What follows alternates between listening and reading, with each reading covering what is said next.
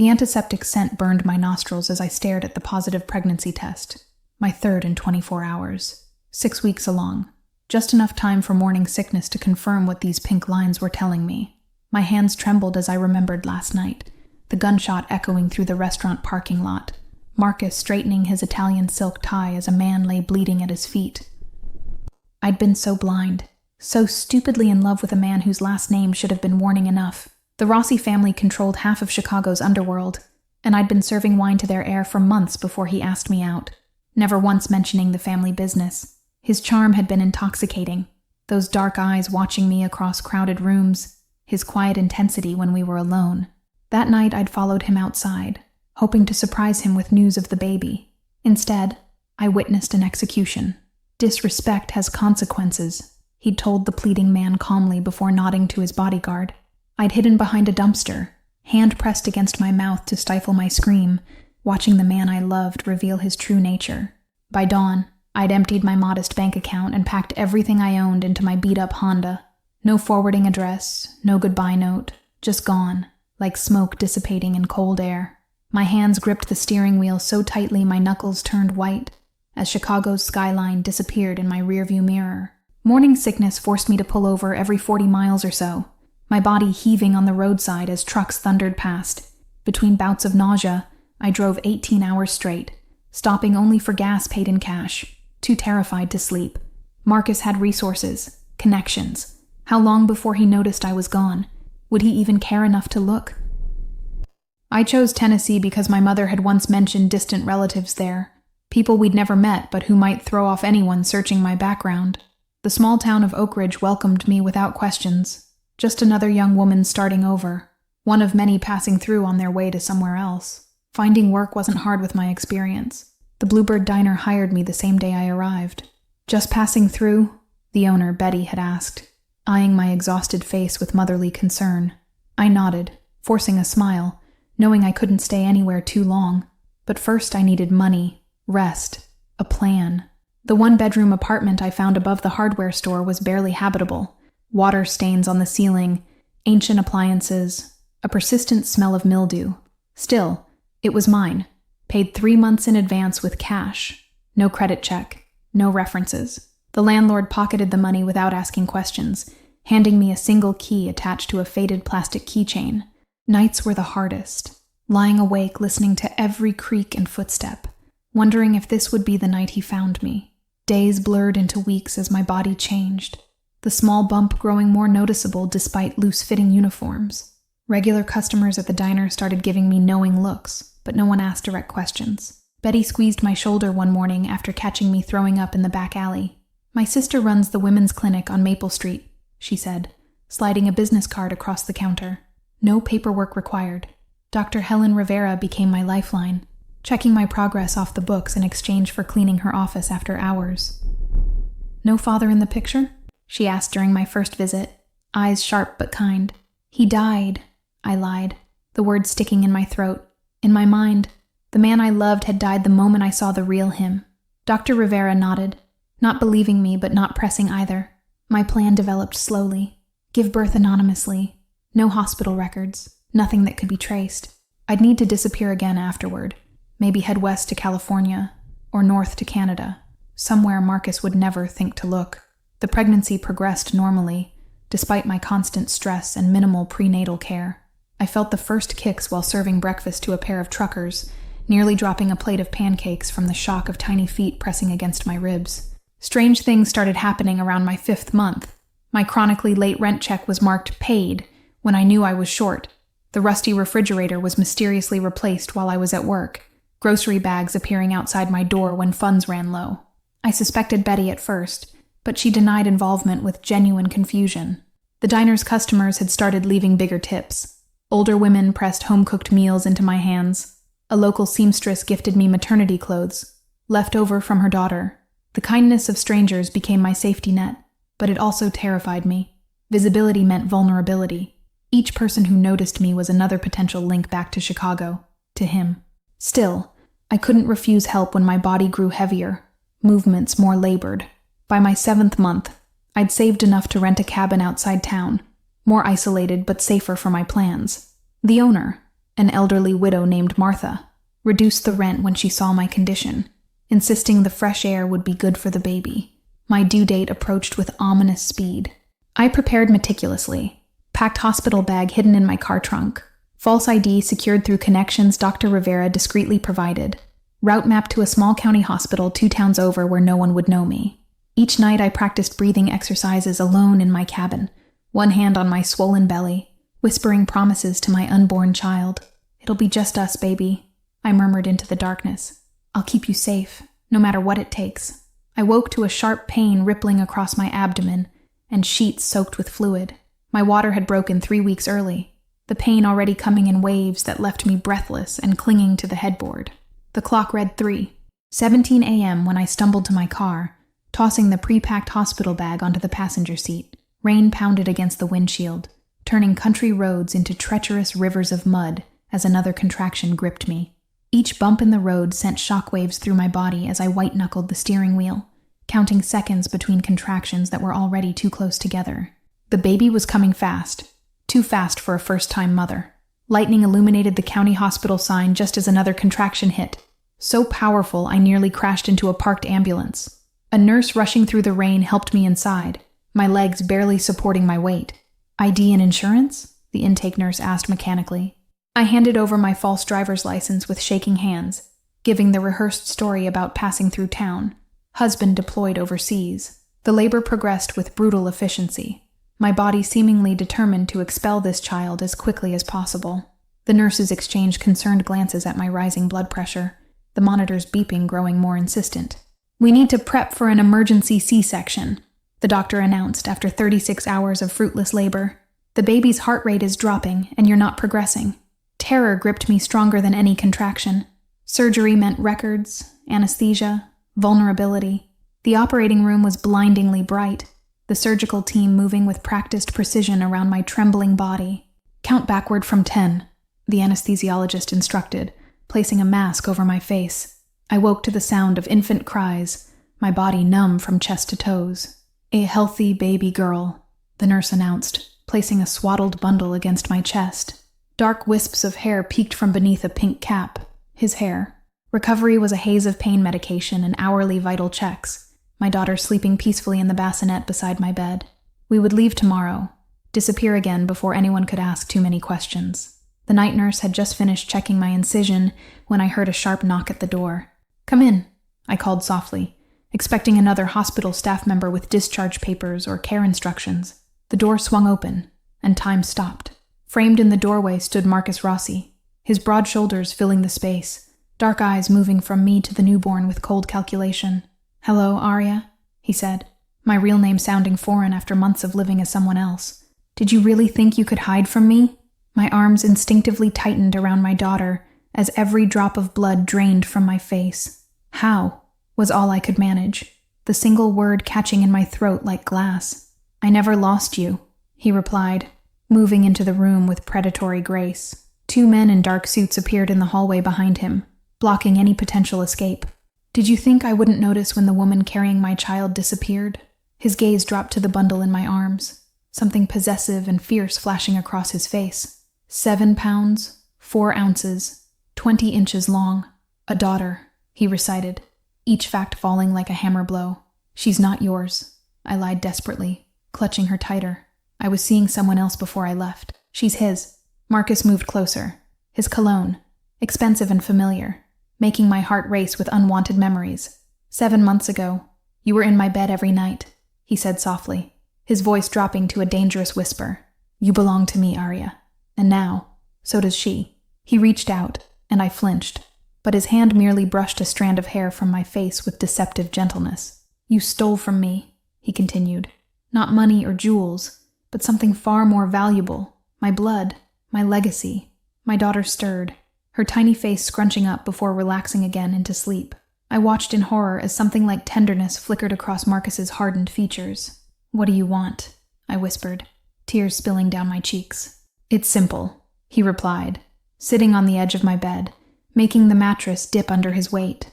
"Both of you come home with me, become my family officially, and want for nothing for the rest of your lives. Or," he let the alternative hang unspoken, "that's not a choice." I whispered. It's an ultimatum.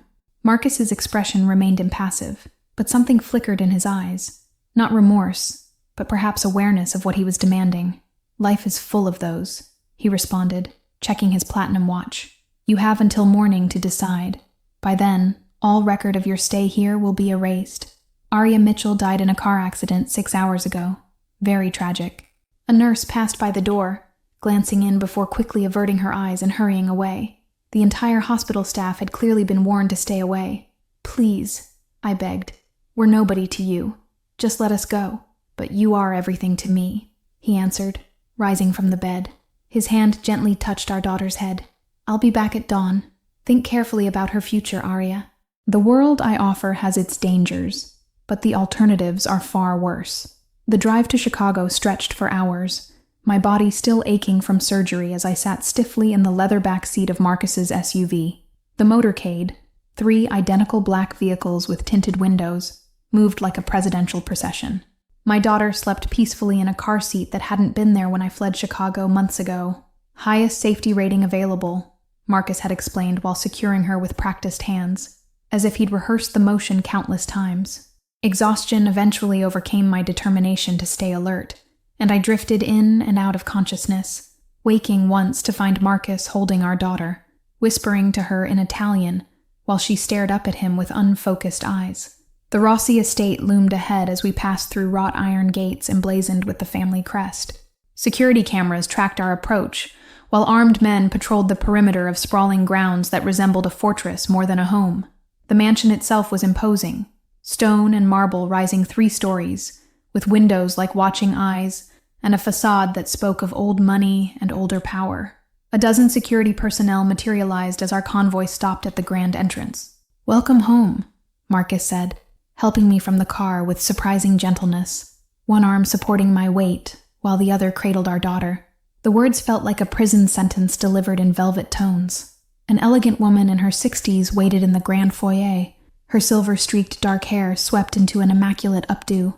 "Final ment," she said, her eyes, so like her son's, moving from Marcus to me, and finally settling on the bundle in his arms.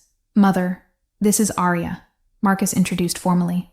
"Arya, my mother, Isabella Rossi." I'd expected coldness or hostility from the family matriarch, but instead, she stepped forward and took my free hand between both of hers. "You have given our family a precious gift," she said, her Italian accent more pronounced than her son's. Her gaze dropped to my daughter, with naked emotion that seemed startlingly authentic. A young woman in a simple uniform appeared silently at the edge of the foyer. "Elena will help you settle in," Isabella explained. "Everything has been prepared upstairs." The knowledge that they had been anticipating, perhaps planning, my arrival for months, sent chills down my spine. Marcus led me toward a sweeping marble staircase, still supporting much of my weight as pain radiated from my healing incision. Each step felt like climbing a mountain, my body protesting the movement so soon after surgery. The suite he showed me into was larger than my entire apartment in Tennessee, with hand-painted ceilings and antique furnishings that belonged in a museum. But what caught my attention was the modern addition in the corner, a fully equipped nursery with a state-of-the-art bassinet, changing table, and rocking chair. My prison, however gilded, had been prepared with frightening thoroughness. The mansion's oppressive silence was broken only by the ticking of antique clocks and the occasional murmur of security personnel through earpieces. At night, I'd stand on the balcony watching distant Chicago lights, wondering how many other women had been swallowed by powerful families, their identities dissolved like sugar in hot tea. Elena taught me the unspoken rules of the household, which rooms were Marcus's private domain, when his business associates visited, how to recognize the subtle signals indicating dangerous situations. The red roses in the foyer mean outside guests. "Stay in your suite those days," she whispered while showing me the kitchen. My daughter thrived despite my inner turmoil, her cheeks growing rounder, her dark eyes, so like her father's, tracking movement with increasing awareness. Each developmental milestone felt like a small miracle amid the suffocating luxury of our confinement. Dr. Russo arrived weekly with his medical bag and sympathetic eyes, checking my healing progress while slipping me information about the outside world. "Your vitals are improving," he'd say professionally, then add in hushed tones. "There was a police inquiry about your accident. The case was closed yesterday." The days passed in a haze of exhaustion and adjustment as I recovered from surgery, rarely leaving the suite except for meals. Elena brought trays when I refused to join the family, always with fresh flowers and notes inquiring about the baby's well-being. Isabella appeared at my door on the 4th morning, carrying a small silver box wrapped in ribbon. "May I come in?" she asked, her formal politeness at odds with the situation.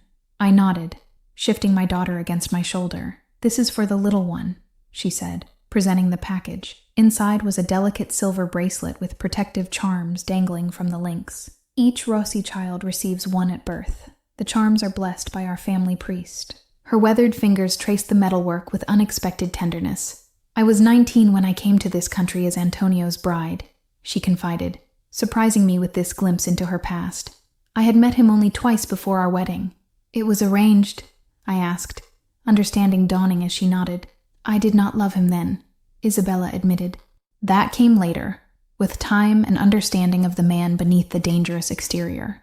She cradled my daughter with practiced ease, murmuring Italian endearments. "You see only the surface with Marcus, the control, the power.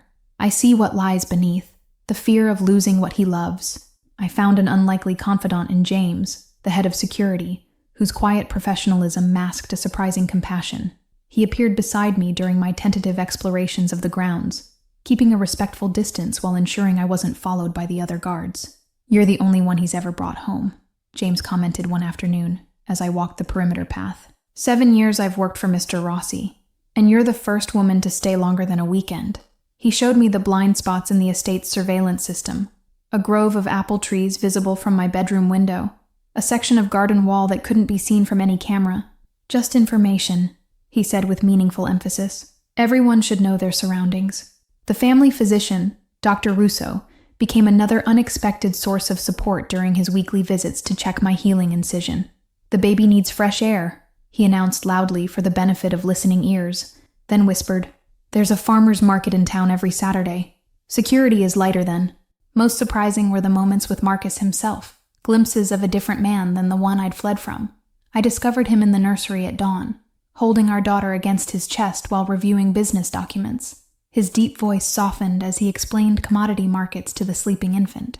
"She has your smile," he observed one evening, watching as I fed her by the window. For a moment, the air between us hummed with something almost like normalcy, the ghost of what might have been under different circumstances.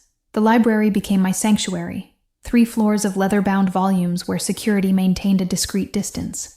I discovered Marcus's mother's journals hidden behind law books, decades of entries chronicling her own journey from reluctant bride to family matriarch. "He searched for you every day," James revealed during one of our garden walks. "Not delegated to underlings like usual. He personally followed every lead, checked every hospital within 500 miles of Chicago, obsessed over finding you both."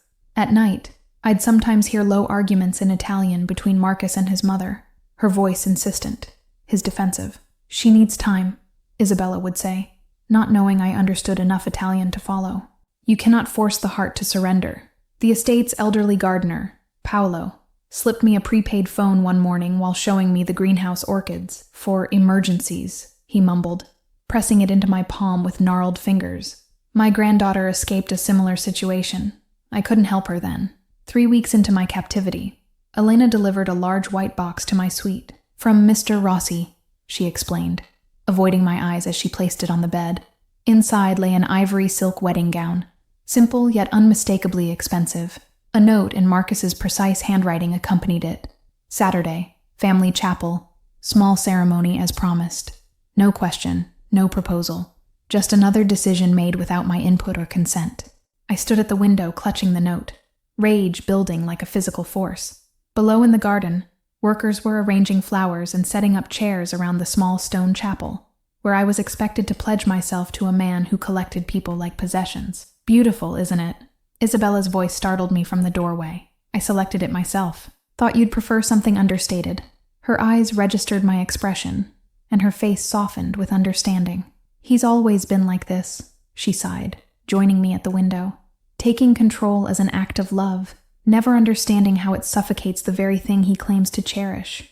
That night at dinner, I finally confronted him. "I won't marry you on Saturday," I announced, cutting through his discussion of baptism arrangements. "I won't be another acquisition in your collection." The dining room fell silent, crystal and silver glinting in the chandelier light. "You misunderstand," Marcus replied after a measured pause. "This isn't about ownership. It's about protection. Legally, publicly, completely." "Protection from what?" I demanded, abandoning all pretense of cooperation. "The only threat to us is you. Your world, your enemies, your business." My voice rose with each word, months of fear and resentment pouring out. "You think I'm the threat?" His control slipped for the first time, genuine anger flashing in his eyes. "Do you have any idea what would happen if my rivals discovered you? What they would do to extract information, to gain leverage?" The facade cracked further as he leaned forward. "The landlord who mysteriously forgot about your late rent? That was me. The replacement refrigerator? Me. The medical bills that disappeared from the hospital system? All me."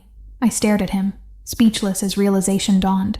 The inexplicable good fortune that had kept me afloat during my pregnancy, the guardian angel I'd attributed to small-town kindness, had been Marcus all along. "I couldn't approach you directly without risking exposure," he continued, voice dropping to an intense whisper. "But I watched over you every day, making sure you were taken care of while I eliminated any threat that came too close." "You expect gratitude?" I laughed bitterly, rising from my chair. "For manipulating my life from the shadows? For bringing me to this gilded prison?" I stormed from the room, ignoring the pain still flaring from my healing incision. Back in my suite, I threw the wedding gown against the wall, satisfaction flaring as pearl buttons scattered across marble flooring. My daughter woke crying, her wails echoing my inner turmoil as I paced the room, bouncing her gently while plotting our escape. The prepaid phone burned in my pocket, a lifeline to the outside world I'd been too afraid to use. My fingers trembled as I dialed Betty's number at the diner, only to hear a recorded message that the line had been disconnected, another thread to my former life severed. Isabella found me packing at midnight, efficient and desperate, shoving baby clothes into a backpack. Instead of raising alarm, she quietly closed the door behind her. "There are 3 security shifts," she informed me, voice steady. "The 2 a.m. rotation has the fewest men."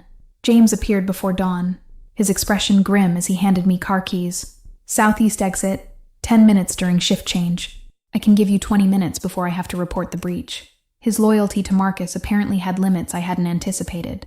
Dawn found me in the apple orchard, the baby monitor clipped to my shirt as my daughter slept soundly in her bassinet. I'd spent the night planning my escape, the farmer's market, James's blind spots in the surveillance, the emergency cash I'd been secretly collecting from household funds. My fingers traced the intricate silver charms on my daughter's bracelet, weighing sentimentality against practicality. Could I really return to a life of constant struggle? Of looking over my shoulder, working multiple jobs, depriving her of the security and advantages Marcus could provide? A twig snapped behind me, and I turned to find Marcus standing at the edge of the orchard. Gone was the impeccable suit, replaced by casual clothes that made him look younger, more approachable. "Elena said you'd been out since dawn," he said, keeping his distance. "I've been thinking about what you said," I admitted, surprising myself with the admission. "About protection. About your enemies." The morning light filtered through apple blossoms, casting dappled shadows across his face. He moved closer, stopping when he saw me tense. "I went about this all wrong," he said softly. "Fear made me ruthless, made me forget that your will, your choice matters to me." "Does it?" I challenged, remembering the wedding dress waiting in my room. A flicker of something like shame crossed his face. "Old habits," he admitted. "Control is a reflex, a survival mechanism." The baby monitor crackled with my daughter's morning sounds, centering me in the reality of our situation. "I won't be a silent partner in whatever this is," I said finally. "I won't be a decorative wife who looks the other way." Instead of resistance, Marcus nodded. "I would be disappointed if you were. Your spirit, your fire, they're why I fell for you in the first place." For the first time since the hospital room, I glimpsed the man I had once loved. "What would this look like?" I asked cautiously. "This life you're offering?" Marcus gestured toward the house, the grounds, the world beyond. "Safety, certainly. Privilege, without question. But also purpose, if you want it." He took a careful step closer. "The legitimate businesses need oversight. Restaurants, real estate, investment portfolios. Areas where your intelligence and education would be valuable, completely separate from the other aspects of the family operations. And our daughter? I pressed, needing absolute clarity. What future do you envision for her? His expression softened as it always did when he spoke of her, genuine emotion breaking through his careful control. Education, opportunity, choices I never had, he answered without hesitation. And protection, always. But not the path I was forced to walk unless she chooses it herself. He extended his hand, not grabbing, not demanding, simply offering. I thought of Betty's kindness at the diner, Dr. Rivera's off-the-books care, Martha's reduced cabin rent, all orchestrated from afar by a man I'd fled from in terror. The realization shifted something fundamental in my understanding of the past 9 months. I want access to my own money, I stated firmly, not taking his hand yet. A separate account, legitimate income from whatever work I do for the business. Our daughter will know my family name alongside yours. His eyes widened slightly, clearly not expecting negotiation rather than acceptance or refusal. Done, he replied without hesitation. Anything else? The question hung between us, surprisingly genuine in its openness. Time, I said finally. No wedding until I'm ready, if ever. No pressure, no ultimatums, no decisions about our lives made without my input. The morning breeze carried apple blossoms around us as I watched conflict play across his features, control battling against the risk of losing us again. Standing in that orchard, I faced the impossible choice that had haunted me since the hospital room. Freedom with uncertainty or security with compromise, neither perfect, both fraught with consequences for the innocent life depending on me. Thank you all for following this story. If you're enjoying it, write in the comments where you're watching from. And don't forget to like, subscribe, and share the video.